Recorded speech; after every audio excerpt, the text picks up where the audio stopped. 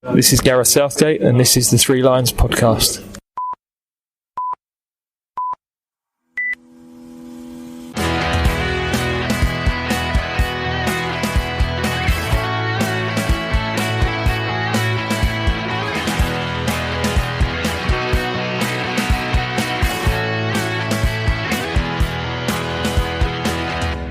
Hello and welcome to the Three Lions podcast. My name is Russell Osborne and this is an independent England football supporters podcast. Thank you very much for joining me. This is the second episode of a two-part conversation I had with Coventry and England fan Brian Wright. Have you missed the first part? Stop now. Go find part one. That was the one where he spoke about trouble in Turkey, how Shrek came to be, and he told us about his collection of replica tournament trophies. Go and find that one before you listen to this one. It'll make a little more sense. But if you have heard that one, let's crack on with this one. Coming up on this episode, we talk more Euros and World Cups. We also talk snooker too.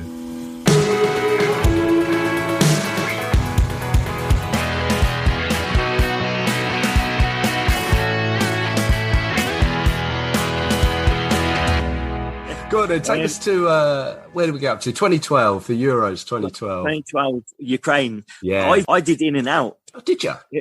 Day trip. It was horrendous. Glutton so punishment. knackered. It was, yeah, because, you know, when I flew and got there, I wanted to have a drink with my mates and enjoy it. Yeah. But then at the end, you've got to leave them, Mm. you know.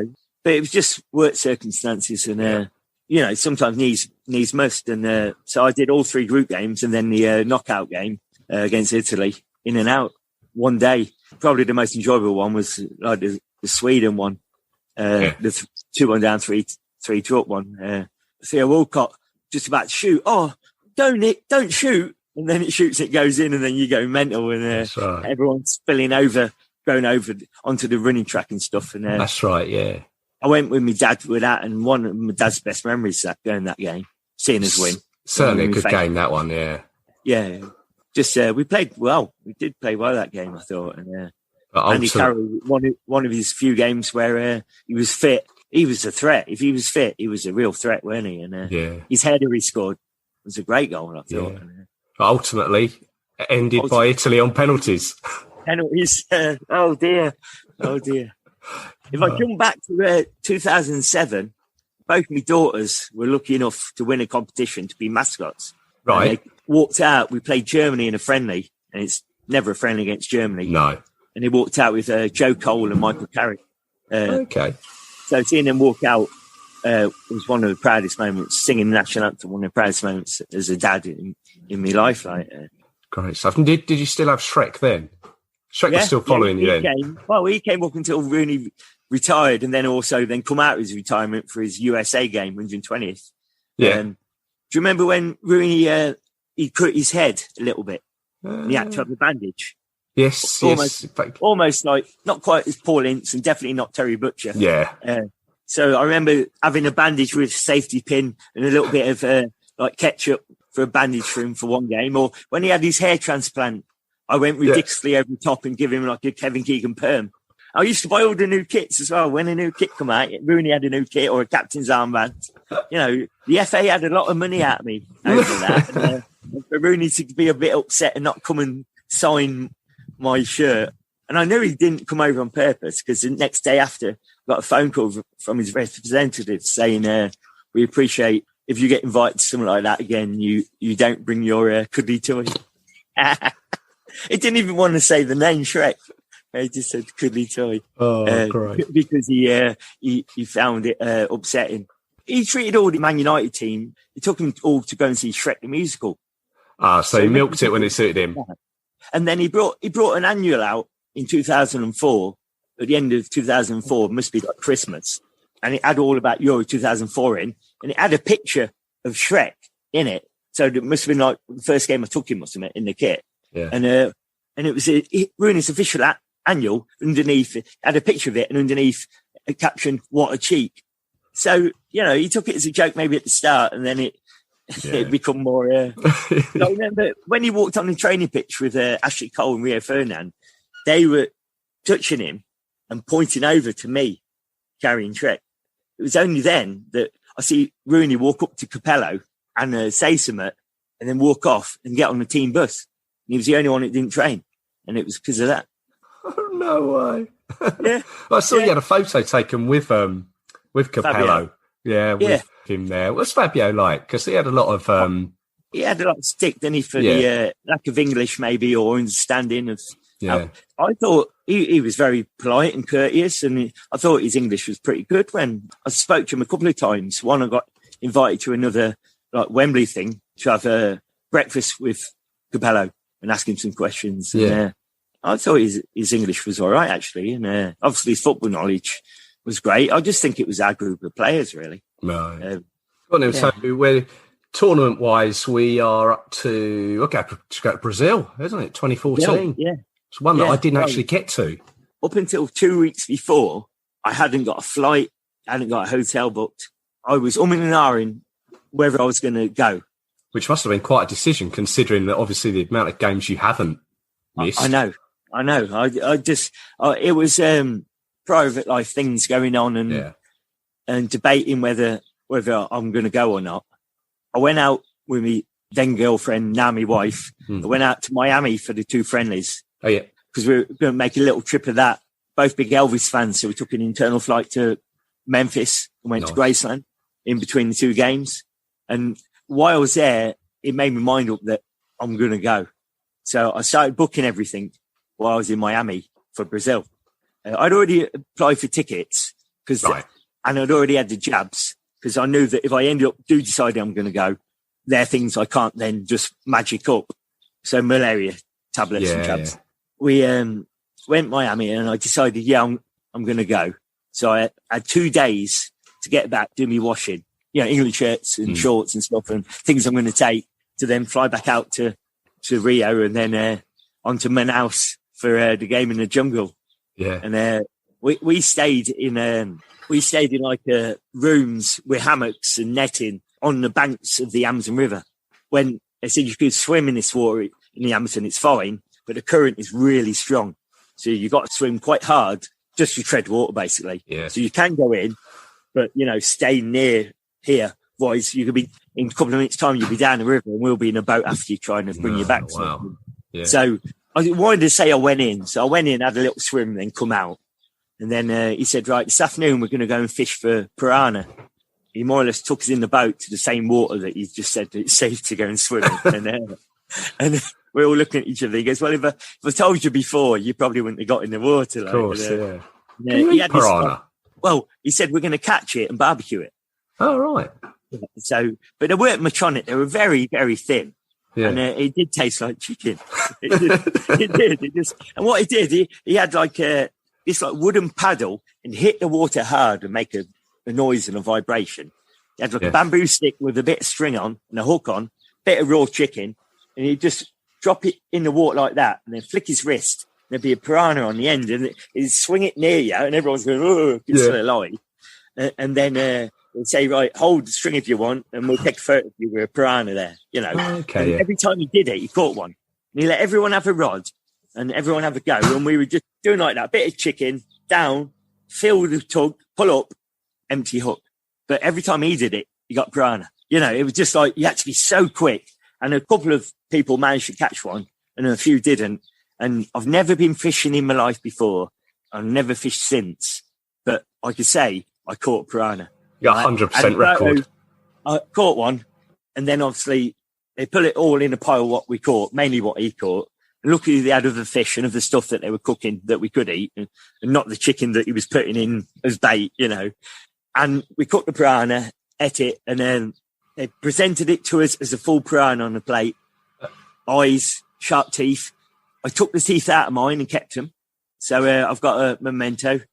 Obviously, it weren't very filling, the piranha itself, but the other fruit and the veg and the food, beautiful.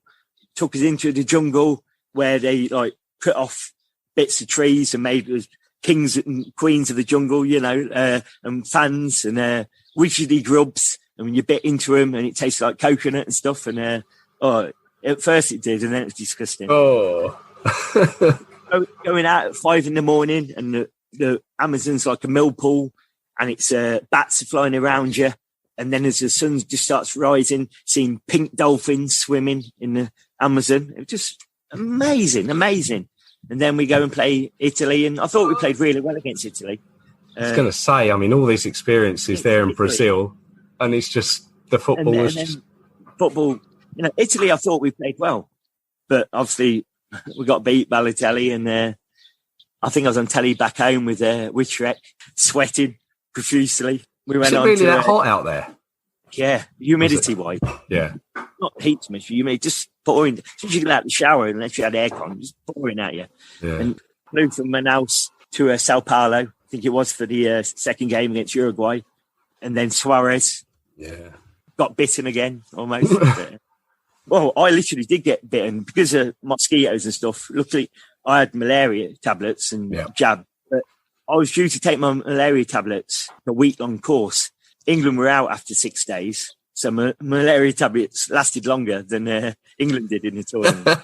So we went to that dead rubber against Belo Horizonte against Costa Rica, wasn't it? Costa Rica. And that was a shocking game. You could at least give us something to cheer about, but it was poor. And, that was one of the few games we didn't get out of the group. The first time I've seen us not get out of the group in a World Cup. And yet we gave the England players a standing ovation for what seemed like ages after the game. They came right up to us, clapping us back for ages. There were no booing or no, aggression towards the players and I've wasted my money, or it was just like standing ovation and singing Hey Jude, but England to the tune, really weird, really, because maybe we travelled so far and spent so much money. Maybe they did actually respect us for doing that. That's what I thought. Normally the players don't get out of the centre circle. After we've lost, a little bit of clapping in the centre circle, then they're off. But, it was maybe some respect back to us. Because remember, South Africa, we were in England after the 0-0 at Algeria, and Rooney criticising the fans. Yeah. Coming all that far and getting booed. That's what you call low support. We have got amazing support when you think the lack of success we've seen, and very few semi-finals or final that we've just had to our name. And yet we travel in our thousands and spend hundreds of thousands between us, over the years. The miles we travel, you don't get a lot back. You count in maybe two hands the memorable games, and finally get something back. The players coming over to the fans and clapping us back and saying thank you. I think it means a lot, and you get more out of the fans then, I think. Quickly, I said piranha in Brazil. I did go in a cage, and great white shark biting a cage in South Africa. That was always a lifelong dream to do. Actually having a great white shark come and ram the cage and bite it while I was in it. My heart was bumping so fast. One of the best things I ever did non-football wise, because the 90 minutes, 120 minutes, 120 plus penalties, they're normally the worst parts of the trip, aren't they? It's what goes around it. The football makes you keep coming back, but it's the people you go with and the memories that you make. Barry, I met in Kazakhstan. He then became my best man eventually when I got married in 2019. My mate, Chris Green, who I went with before that, sadly passed away on the eve of Russia 2018. I know if we go to 2016 France, again, a poor tournament by us. Last group game, we thought beating Wales was the everything, the celebration. That was the pinnacle of that tournament for us. Then making 10 or 11 changes for the Slovenia, Slovakia, whichever one it was again, team, making all the changes again, and then not finishing top of the group. Again, we should be expecting to beat Iceland as a nation we are. Maybe we shouldn't expect to, really. We should give everyone, and Southgate has done it himself, give everyone respect who we play against, because under Southgate now, 2016, we stayed in France and we're getting trains about everywhere. And remember St Etienne before the game, night before the game, went to this bar, and there was a bar where there was a balcony above it, and people were going up there choosing a tune and then going up almost karaokeing, but miming tunes and stuff. I went up there with Shrek and the trophy and played Three Lions, and there were about 3,000 England fans all below singing. Yeah. And then I said, can you put Twist and Shout on? It's a Cov song. afterlight, and everyone like going mad for that as well. And the barman come down and he goes, if you come tomorrow and do this again, free drinks. Went the next day and did it. There must have been about 30,000 England fans. Was this in that big main square? Big main square. Yeah. And Everyone, rather than going to the bar, going to the off-licence. And I think the off-licence must have sold out its whole stock for the year. People were just sitting in the park. It was a really hot, lovely day. Great atmosphere, you know, singing and people getting on all before an absolutely shocker of the game, 0-0. Yeah, I mean, to be honest, probably the Wales game and that moment in that square was probably one of the highlights for me of the whole tournament. Yeah, the Wales game, obviously, beating them and celebrating through the night, and they took it really well, far better than we would have. And then the celebrations, because I think he made like that 9 or 10 changes, didn't he, for the game, because we were already through, and it just lost all momentum then. Yeah, you know, off the back of winning the second game, you go and win the group, and then worry about, as we did in Euros just gone, win the group, and then worry about who you play, or let them worry about us. And it didn't turn out too bad, did it? Someone just gone. So I think that's the route to go down. When you keep winning, it's a good habit to win. Absolutely. Although I think, was it 2016? Although, I mean, obviously the results didn't go away, wasn't the best on the field. It wasn't too good for you off the field, though, was it? No, if we went back to, we had a friendly March against Germany in Berlin. Yeah. On that day, sadly, my father passed away. He'd been ill since that February, a short illness to cancer. We knew it was coming. We both had tickets and flights booked for the Germany game. Fair play to Sport Ops, who just refunded the money completely. Had loads of friends still obviously going to the game who knew what situation we were in back home.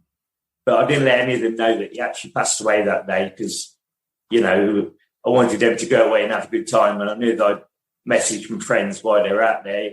It would have had an impact on their day. So I let them all enjoy a famous win in Berlin and then told them a couple of days later. My dad was like that, I think. He was a big football fan. He got me into my sport, my football, my snooker. He did try and get me to support Leicester, but I was brought up in Coventry and all my friends went home games Coventry, so that's how I'm a Coventry fan. He was meant to be coming the Euros with me in France as well, but obviously, sadly, it didn't happen.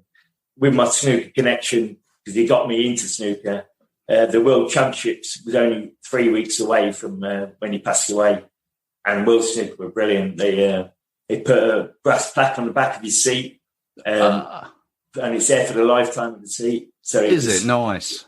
Obviously, the seat number, his name, and everyone called him Grandad. He would say, like, you call me Grandad from now on to people, and everyone called him Grandad. I remember, like, Ronnie O'Sullivan, from all the years of our Lord's sport of going and stuff. Ronnie O'Sullivan sent me a lovely video message in tribute to my dad. Mark Selby sent me a lovely message, and a lot of the players did. And then I took my dad's Leicester flag with me to the Crucible. I got a lot of stick being a Coventry fan doing that, but I took it with me. The sentiment behind it, I think, is great. Yeah. So I took it with me, and Leicester actually won the league on the same night that Mark Selby won the World Snooker Championship. Yeah, that's right. I don't know if you remember, when he held up the trophy, he held up a Leicester flag with it. Vaguely. That was my dad's flag, and he asked me could I hold it up, which I was in bits and obviously emotionally. I was the first one to lean over and tell him, congratulations on being world champion. And by the way, your team are Premier League champions, because Spurs drew 2-2 with Chelsea that night, and that made them become champions. So sadly, my dad passed away 5 weeks before they become champions. Yeah. But I put a league table in with him and like a copy of the Sporting Life saying that, like, you know, they're paying out on Leicester and stuff. And so because he liked to have a bet, and he would have liked that. And I think he went knowing that they were pretty much going to, as a Leicester fan, you probably thought they'd mess it up, but they were 10 points clear, and I would like to think he went knowing that they were going to win. Yeah, I imagine he knew. Obviously, the 3-2 game we won in Berlin, Vardy scored, the Leicester player, so a little nod to my dad as well then that night, I think. So I went into the tournament, you know, not really focused on the game itself and the football. It was mine was somewhere else really. Yeah, and understandable. My heart was as well. It was probably my least favourite tournament, just because of what was going on in my head and like in my life at the time. Did your dad remember, obviously, 66? He did, yeah. Did he tell you about that? Yeah, he said that they didn't have a telly, but it went round a friend of theirs on the street who did have a telly, and loads of people gathered around watching it. He was saying there were big street parties and after, but all he wanted to do was get his football and go out and kick his football about. And as we all did. Like we all do, you know. He did national service in Malta. When he went out there, he had like an army team and they won the league and cooked double out there. And he was the only non-professional in the side. All of the 10 players were on the books of teams. Right. And he was the only non-pro on the team. He was a really talented cricketer as well, a snooker player, and got me into snooker. So he was an all-rounder in sport. That's what I got me love of what. I'm a professional watcher of it. I'm not very good at playing any of it, but how random is this? I'm watching like a couple of the games in the Euros. Mark Selby actually won the World Snooker title this year. He messaged me saying, I've just seen you on the telly, Brian, football, like, and that's the World Snooker champion messaging me and stuff. And that's amazing. It's pretty cool, like. Yeah, I mean, with the snooker, a couple of things is obviously with the football you get the drama and that. Do you get that same feeling with watching the snooker, of the drama of it? Yeah, it's different because you have to hold your emotions in. You have to keep the noise, no noise, and so it's more an explosion of noise when there's a brilliant shot, or the hush of expectation when someone's clearing up for, say, a 147, and then the electricity, everyone, whispering to each other, he's on a 147 and stuff, and, or if we're sat one side of the auditorium, we've got friends sat the other, and we're all like making gestures with our hands like, and what's he on and stuff, and, and it's more a different, like a respect of their ability. And then, afterwards it becomes like the euphoria and the noise. So I think it was different this year because we'd not had a crowd in, or like 25% in for the whole tournament. And then for the actual final itself, they let a full crowd in.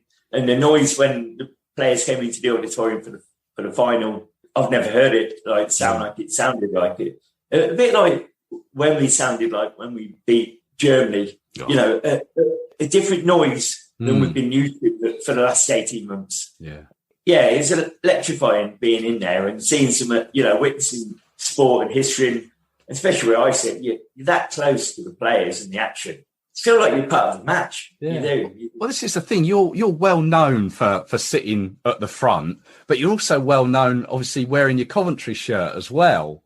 The sitting at the front became a fluke. Yeah, because the first few years we were dotted all over the place. And then one year we happened to get them seats down the front. The following year, when you used to have to write in and apply, a bit like the old England Sports Members Club, you used to have to write in, you could ask for tickets on a bit of paper and you get your reply back, right? Enclose a cheque and a self-addressed envelope. So you used to do that for the snooker. Right.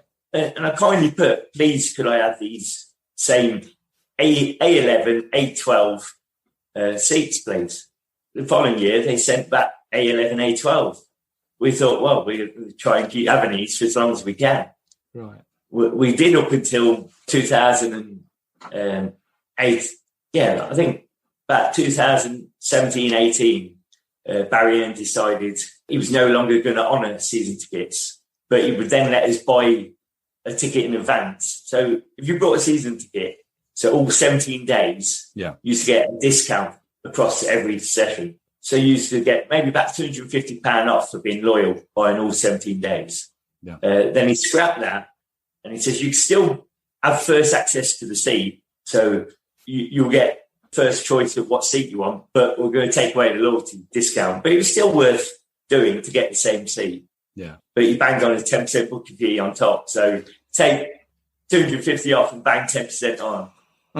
And then the year after he goes, right, I'm going to open that seat up to everybody. Everyone's going to have the same chance to sit in that seat as anyone else. So they're going to go on sale on the morning of this year's final. So we used to buy them on the February of the year that the tournament was at. And then he started bringing it forward to the October, then the July. Then he started selling it on the day of the final for next year's final. Okay. So not only do you have to find 2 weeks worth of spending money, 2 weeks worth of hotel money, but also your ticket money for the following year's tournament. Wow. So he thought that put us off. But I was first in the queue. I queued for 25 hours overnight and got me very same seat for the following year. And there was nothing to do about it because he put them rules in place and I obeyed them rules. And the football shirt came about because you're there for so many days. You know, you want to smell nice and look fresh and wear different tops every day. Yeah. So I only had so many casual tops, but I had quite a few football tops. Because when we first started going, we'd go for the first couple of days or middle weekend or the first week. Then when we started going for longer, you needed more tops. So then I thought, well, I'll just take a load of my football tops. And snooker always held during St George's Day. So St George's Day always wore me England top. Right. And the rest of the snooker, I used to wear my Coventry top. And I was the only one pretty much doing it. You get the odd other person occasionally doing it and you give them like a nod of respect for doing it, you know, and it would draw you to them and you'd have a chat with them. Mostly it was just me. And then eventually they decided that they wanted to bring a rule in with no football tops. And all the players came out and spoke and said that we know it's aimed at Brian. Yeah. You know, there's hardly anyone else that wears it. We know you're aiming it at Brian and just come out and say you are rather than just say no football tops. So they told me this on the eve of the tournament.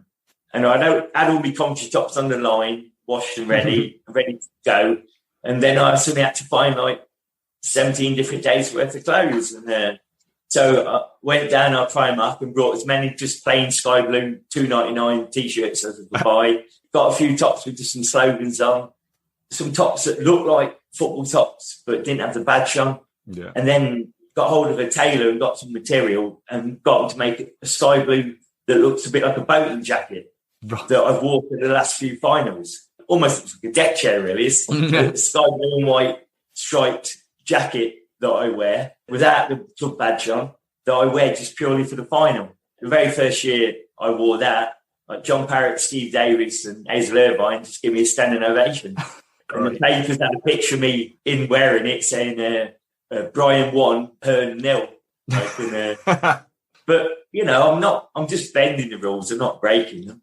They are trying to get rid of me. And the actual seat that I've got next year will be the first time I'm not in A11, A12 for the final because they didn't even put that on sale. They made that VIP. So I didn't even get an opportunity to buy it. Really? So, and that's the one with your dad's plaque on the back? Yeah, which I feel quite upset about because no matter what price they put the seat at, I'd still like, if I had the option to buy it, I'd like to have the chance to buy it.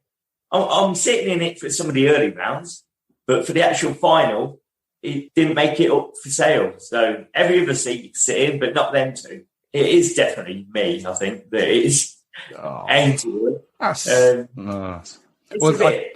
don't know I don't know the ins and outs of snooker etiquette and all that sort of thing, but to me that seems a little harsh and unnecessary. But I wish you all the luck. The football shirt thing, when they changed the rule, they said in case of fighting. Now, I've never seen fighting in snooker when people have been drunk and lost bets. They're not going to be fighting over who's wearing a football top. So George's Day, I've always had a friend from Dundee United who, out of a joke, would wear a Scotland top. Yeah. And I've had Arsenal and Spurs fans sit next to each other, Villa and Cardiff in their football tops. Never no fighting. And then they said for appearance, because they knew that the fighting was a ridiculous argument for appearance. But then they have people sitting there wearing Betfred T-shirts and who are the sponsor, which is fine. But then don't say appearance. You know, I had a 7-year-old lad sit behind me in a green Northern Ireland top, come to cheer his hero Mark Allen on. Yeah. And they made him wear a Betfred Bucky's top because he weren't allowed to wear a football top. That is wrong, putting betting on a 7-year-old. Which is worse. And then there was a guy sitting there wearing a T-shirt with a picture of the Queen on, but with blood coming down from her eyes and a Joker smile cut into into her lips. Now, what's more offensive? Me wearing it could be me wearing a Coventry top, but me wearing a Coventry top or someone wearing a tie like that. So it is. And I've seen people in there wear football tops, and I'm not going to say what about them, because fair play to them. If they could get in with football, just because it's someone that's not me. I'm the only person that when I queue up to go in, I get asked to unzip my coat and see what I'm wearing underneath in case I'm trying to break the rules. Oh dear! But my love of sport and love of snooker goes further than what seat I sit in, what top I could wear. They could put me on the back row in the mankini, and I'm still going to go and watch it. So there's a vision. As long as it's not cold. Anyway, but you know what? I don't think I've ever spoken so much about snooker on an England football podcast. Apologise. No, not at all. It's interesting. It's great. But I'm trying to think. So to Euro 2016, it takes us then to 2018, doesn't it? In Russia, and up until the summer just gone, one of England's best performances since 1990. Go on. Yeah, sadly, again, it was tinged with terrible news for me personally. In May, my team Coventry would beat Notts County in the semi-final of the playoffs to get to Wembley for the playoff final, League Two playoff final. I'd been to that semi-final with my best mate, Chris. I'd been like Italia 90 with him, France 98, Euro 96. And 4 days before we were going to go to the final, he passed away, had a heart attack. He's only 48. Absolutely gutted.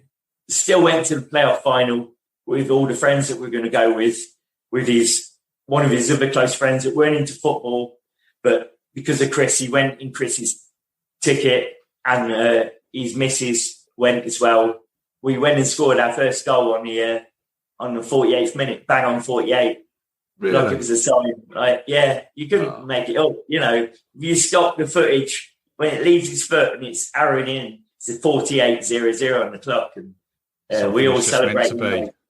Yeah. We'd all gone half time to get a drink. We were sat in Club Wembley because we'd got seats near the halfway line where they're going to lift the trophy, hoping it was going to be us at the time. Chris queued up with me and we got the tickets. Me and our friends and his missus went up to get a drink and have a toast for him. She all brought us a glass of bubbly. Then we looked at the clock and thought, hang on, we better get in there. And they'd already kicked back off second half. And we were just coming down the steps, and it felt like in slow motion, where he was about to hit it from outside the box.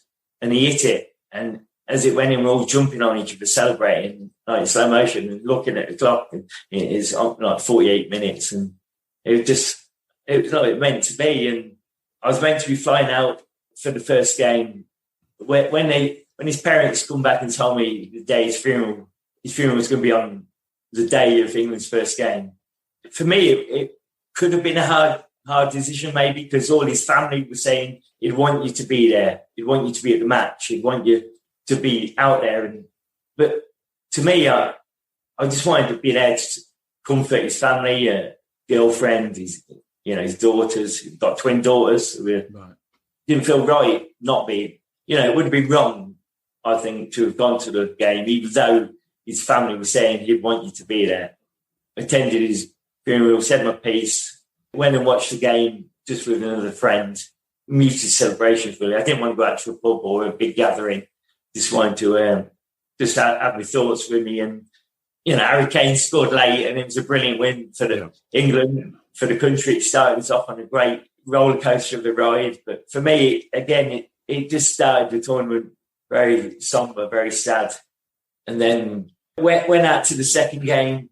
Everyone was buzzing because of the first game, a win. For me, I was still carrying the sadness in my heart of my mate Chris.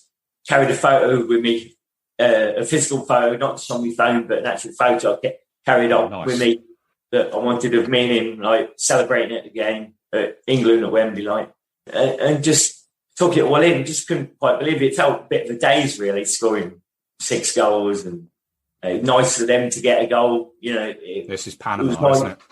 Yeah, it was nice for Panama as well to get the goal, because they come all this way to a World Cup, and to see him score against England, it must have been great for them. And having pictures with them and a bit of a sing-song with them.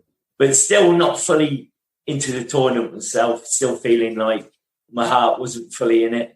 And then we go to the third game. It was like the dead rubber against Belgium, and I was having the feelings of similarity with 2016, losing my dad, and then also making all the changes and whether to finish top or not, who to avoid or have an easier side of the draw. And it was a pretty poor game, the Belgian game, even though I probably had a bit more of a laugh and a bit more of enjoyment off the pitch, as opposed to on the pitch with friends. And we managed to obviously get out of the group and get Colombia, and the draw seemed like it was opening up, and people are already talking about Sweden in the quarterfinal if we get past Colombia.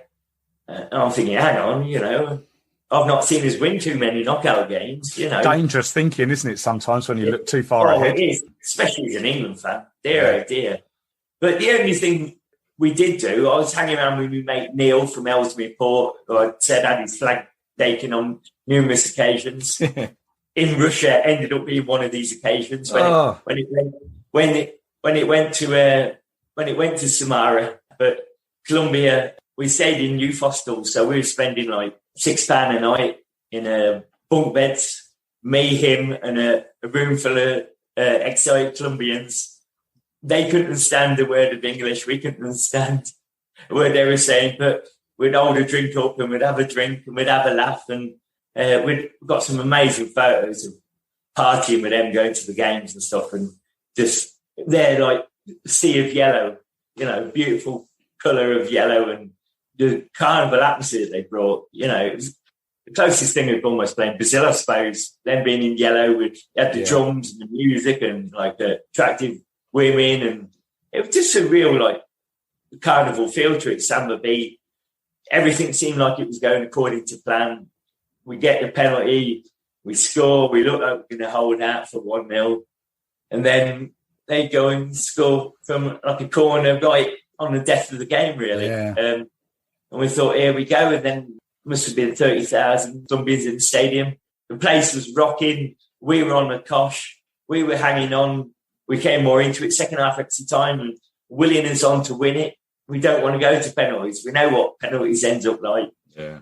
And he goes to penalties and Henson steps up. It looks like he's going to side foot it to the right. And we're thinking, he must be giving him the eyes. Must be faking to kick it that way. And he's going to kick it the other way. Because it looked like he was telegraphing all his signals. Yeah. That's where it's going. That's where it's going.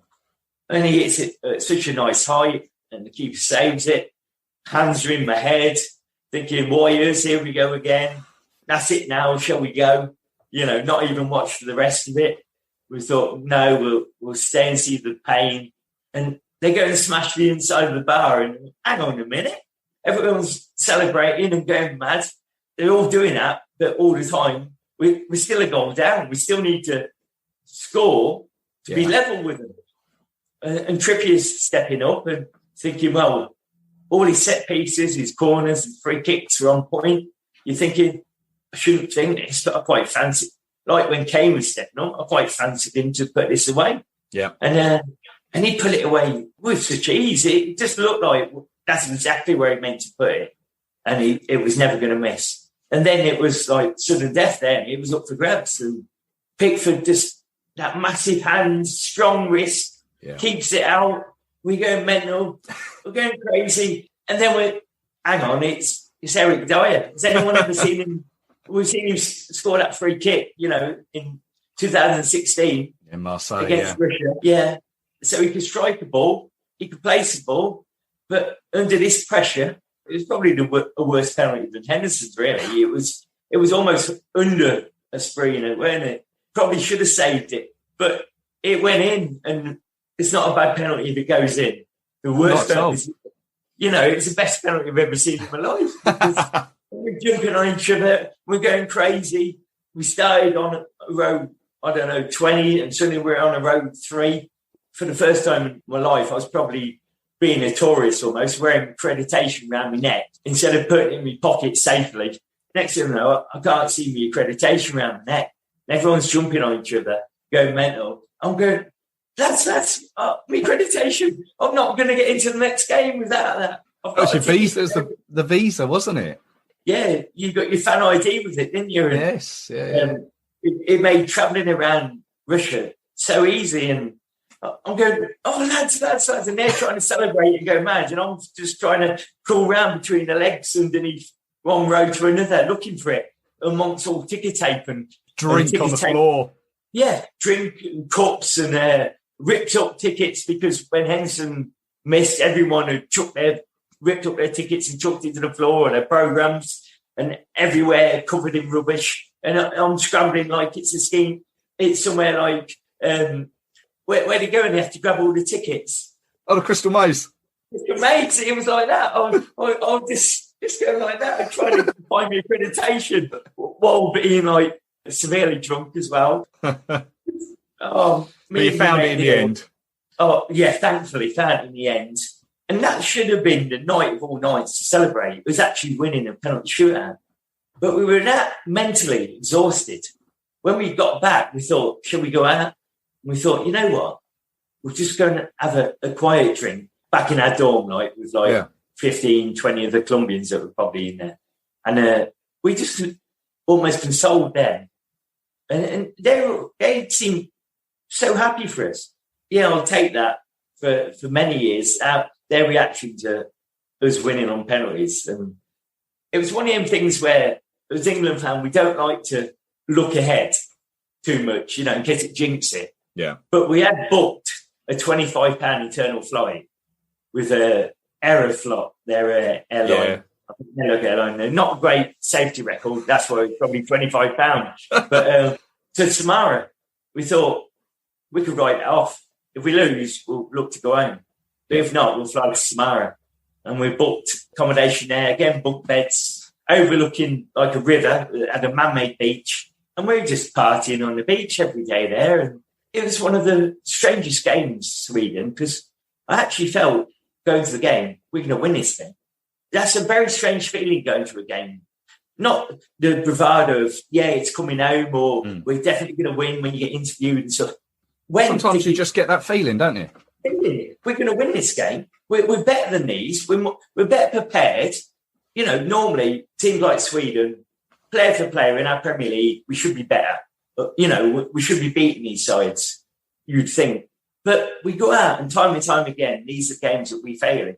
And yet Southgate got the mentality into the players. We shouldn't take this for granted because we haven't got a record that shows we win these games. We've got to give these respect. We match them for organisation and for effort. And then our ability should show them. And that's what we did. And I just felt we bossed the game. It's one of those strange game, that one, because when you think back to the tournament and how we progressed through, it's not exactly a game that sticks in the memory. It's just a game that we got the job done, really. Yeah, job done. Yeah, professional job. When you think Pickford had to make a couple of really good saves just to the other side of half time. Yeah. While we were 1-0 up. That's why, as an England fan, it always shows we need our second goal. We need that second goal. It's proved it when it came to the semi-final. Yeah. And it did this summer, it proved it. If we get one up, we've got to put the foot on the gas and get the second, because we got the second. We sort of almost coasted the last 20 minutes of the game. And it was a party atmosphere. We were singing, we were dancing. The players come over and they stayed for ages, celebrating with us. It was just party time. And for the next couple of days, we were partying, and we'd also booked again an internal flight back to Moscow for the semi-final. If we beat Croatia, we're staying there in Moscow. So our accommodation was, again, about £12 a night, and it was worth us keeping through all the way through to the final, should we win our semi-final. I loved Moscow. I really enjoyed it. I enjoyed the company, the hospitality of the Russian people. Somewhere I could see myself going back. Yeah. I was definitely, before, thinking like all World Cups, one way or another, governments have to pay for it, whether it's above or below. When we had England United, the World Invited, our campaign to trying to get the World Cup in 2010, we were trying to get it, weren't we? That's why we went to Trinidad and Tobago to get the boats, didn't we? And we were trying to campaign. And I remember the delegation we sent, our Prime Minister, so Cameron went, we sent David Beckham, we sent our Prince, William went, all to lobby for votes. And Putin stayed at home.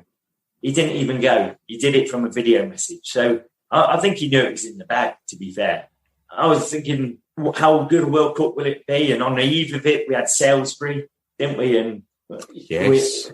And obviously we had, looking back on what happened in Marseille, when the Russian ultras with the GoPro cams attacking England fans and causing havoc, and we were getting told they had training camps and waiting for the English fans, and even murmurs from our own FA, don't bring attention to yourself, don't wear England tops out and about, every single day, me and my mate Neil wore England tops. We had different versions for different eras, and we were wearing different ones every day. And every day it attracted us to the locals who would come and ask us to come over and have a photo with them, come and have a photo so I could put up in my bar or in my house, And every day we'd get offered a drink, and nearly always it was vodka. And the amount of days we would just think, bloody hell, every day vodka. It was just brilliant. And then going like it felt into the centre of the earth when you go down into their subways. Yes, yeah, I've been on those. Keep going and going. I think you keep going and keep going, and then you look when you get towards the bottom and you look back up, you could hardly see the top. It was like a pinhole. But then when you get to the bottom, they're amazing. The Russian subway metro stations. How beautiful was the scenery, the decor? It was like Michelangelo had been painting every painting.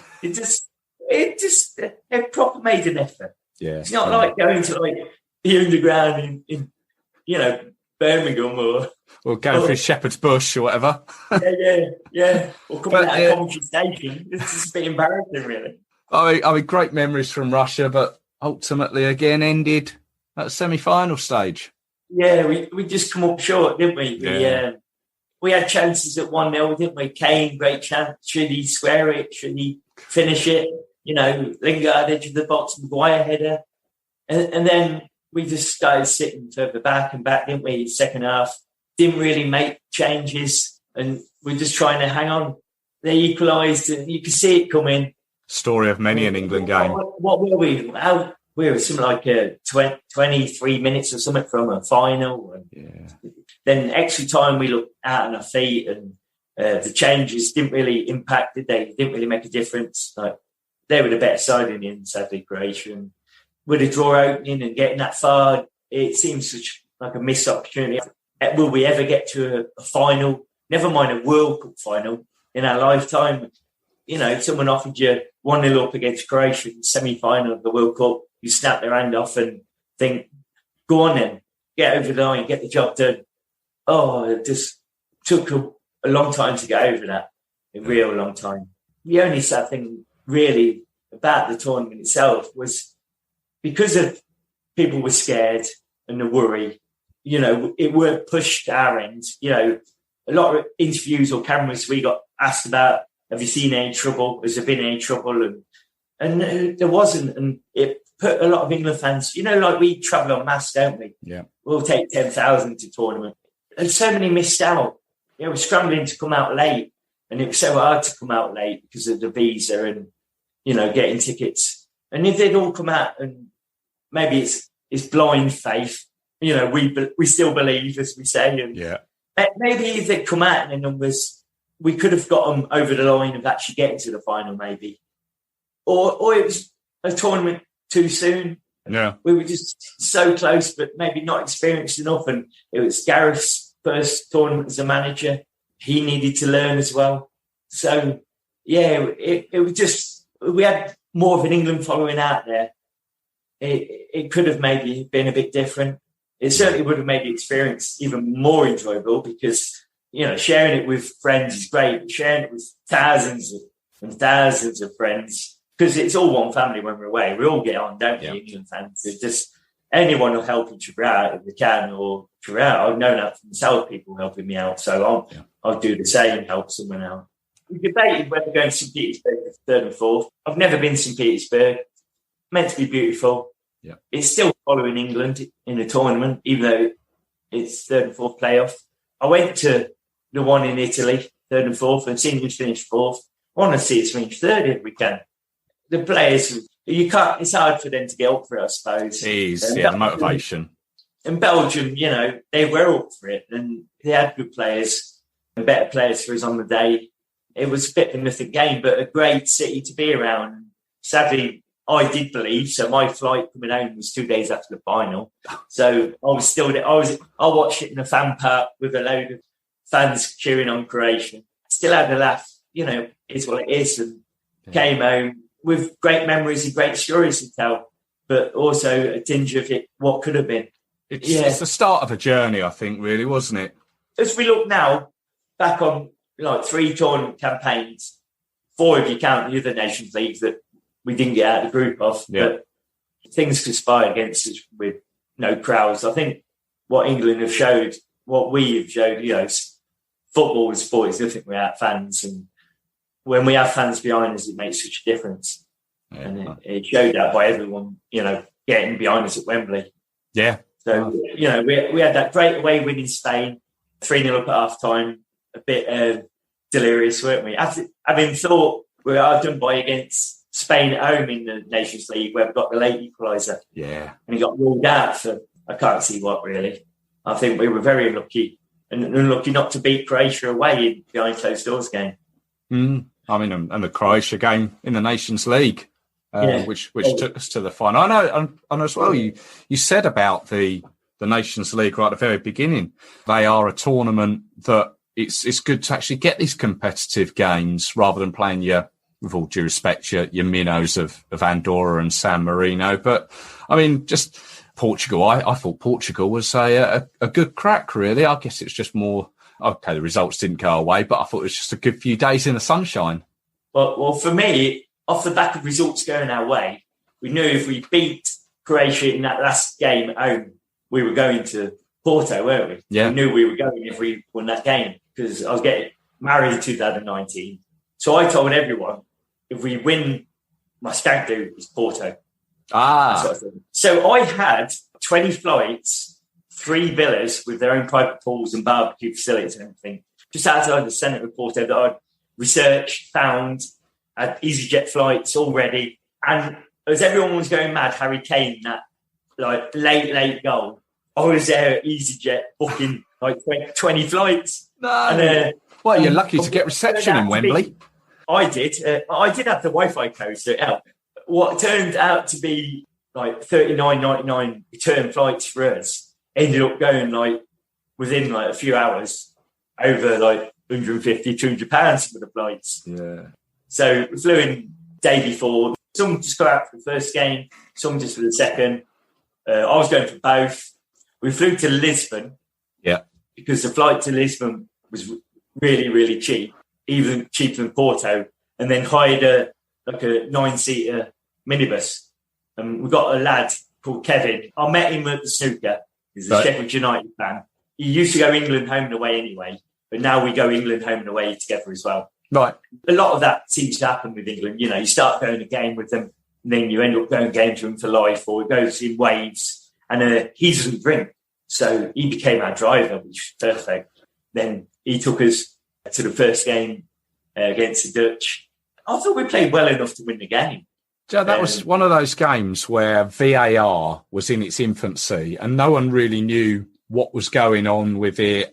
And sort of obviously celebrating goals that weren't to be, and just seeing it on a screen and by your toenail. Yeah. It was then you know it was killing football, because when we had it in Russia, I thought it worked.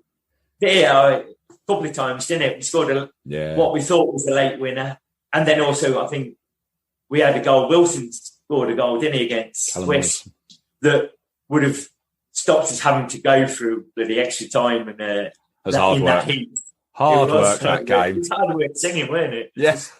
But yeah, we had a great time. In between the 2 games for me stag do, because some people I was known as, I'm in their phone as Brian Shrek or Shrek Man, or because of going back to the story of taking Shrek and stuff. They got a Shrek outfit and they dressed me up as Shrek. So I had to go into Porto town centre as Shrek.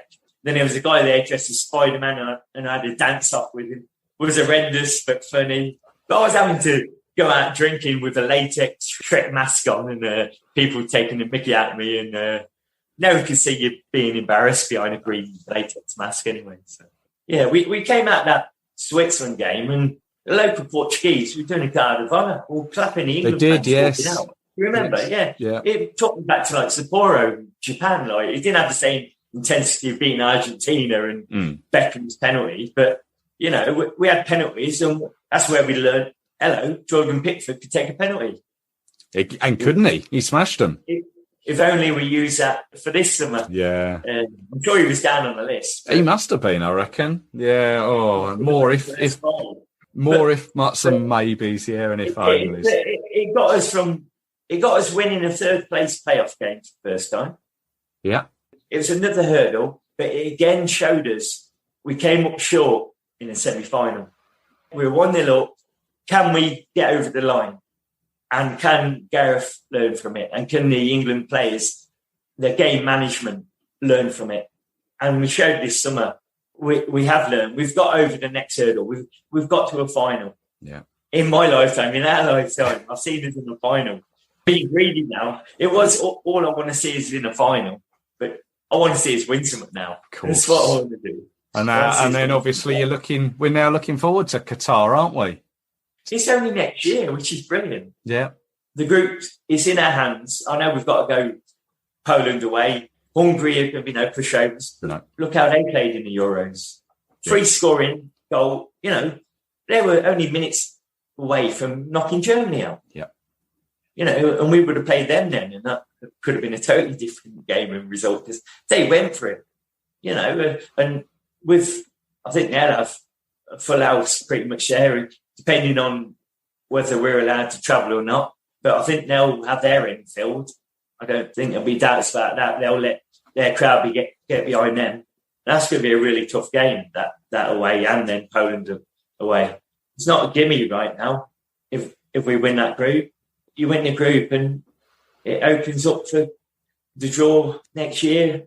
If they have the draw at Wembley again, we might bump into each other now. May well do.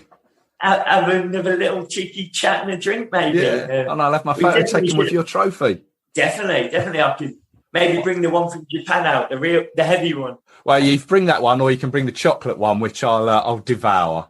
There's no point taking the chocolate one over to Qatar, though, is it? No. At least it won't be as hot in November/December. It's still going to be humid, and it's going to be great as a fan. You're going to be able to watch games wearing shorts. Which for November, December is unheard of, obviously, in this country. I know. We go on to lift the World Cup, and then we're going to have to go on some sort of world cruise or something celebrating. Oh, the dreams, which all come with following England. And I mean, we've all sort of realised dreams as well, be it going to an England game or meeting people and just making memories, making dreams, be it highs or lows of following England. And you shared loads of them for us, Brian. So I've met some of the best people I know in my life because of England, who have become friends for life. England away days are on a different level. They're, pretty special. And anyone that has gone, they want more and they want more. Even though we didn't go on to win the Euros this summer, I do feel like football did come home. I do, because if you think about the song and if you speak to Badil and Skinner about how they wrote the song, it weren't that, we're going to bulldoze everyone, we're going to win for sure and we're the best team. And it's the hope, it's the believing, it's the pain, it's the nearly, it could be. And we got all that this summer. We got all of that in abundance and more. And how brilliant it was. We've had the dress rehearsals, these last three tournaments. We should go to Qatar and just have a bloody good crack at it. And come home with no regrets and just more absolutely great memories following England. It's been a joy for me to chat to you with some share my memories with you and other England fans and like-minded people. And if you've never come and watch England, hopefully this has made you feel like, yeah, I quite fancy some of that. In 30-odd years' time, this could be you sitting here telling your stories of how, not only did I see the lows, but I bloody see my country win a tournament. and I still hope to be hanging about for a good few years yet. To still be about and share it with all them other England fans.